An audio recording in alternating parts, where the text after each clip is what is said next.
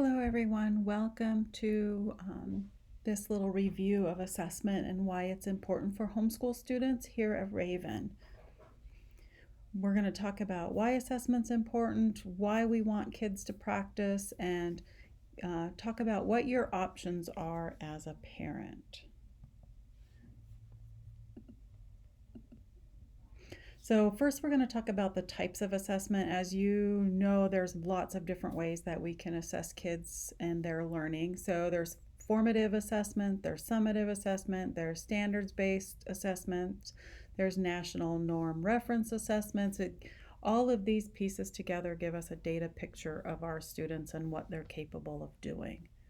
So let's talk a little bit about formative assessments. Formative assessments are typically those things you do in the classroom setting, whether your classroom is the home setting or a regular brick and mortar school. So they're generally low stakes testing. Typically, you use them to monitor student learning to see if they learned the concept that you were trying to teach them. They're great for giving feedback to students. Hey, could you fix this? Did you really understand that? How can I help you to master this? They're great for teachers to use or parents to use to evaluate the effectiveness of the instruction that you're giving for your child. Oftentimes, teachers' teaching style and students' learning styles don't always match. So this is a great self-check for anyone who is providing instruction. And they're used for the purposes of learning, which means that sometimes they're graded, but not always graded, and they're usually not used for determining full course grades, such as semester grade work and stuff like that at that high school level. Summative assessments, these are a little bit higher stakes than formative. They are used to give grades. They're not diagnostic in nature. Your formative assessments are more diagnostic in nature. And they are used to evaluate student learning and student cumulative learning. So it could be either a skill, a project, a unit, a course. These are typically your midterm exams and your semester exams at that middle and high school level. For standards-based assessments, these are usually get administered by grade level. They are considered high-stakes testing because that's what many states use for their performance requirements for schools as based on their participation within the Federal Department of Education. Typically, the purpose is to connect that evidence of learning based on those individual learning outcomes or the standards that have been identified by the state in which the school resides. The standards are set by grade level, so when a student takes this exam, the items on the exam are specific to their grade level, and they're things that they should master for proficiency prior to moving to the next grade level. And they're often used to give us that snapshot of their cumulative learning for the year, and they are not diagnostic in any way, shape, or form.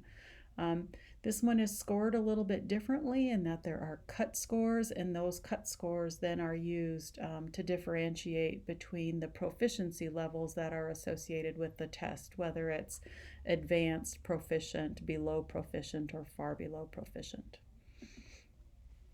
Norm referenced exams. These are very high stakes exams. You've heard of these before. I'm sure you've heard in the news about the NAEP assessment.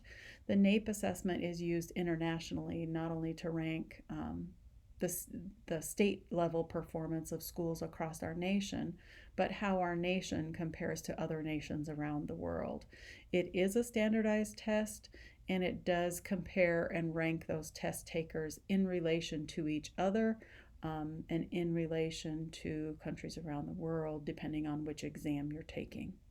And it uses a norming process to determine that hypothetically average student, so that student that is just perfectly in the middle.